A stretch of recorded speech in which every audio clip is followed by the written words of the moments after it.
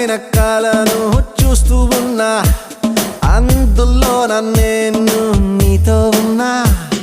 అంతు పొందలేని ఆనందాన ఈ క్షణాన్ని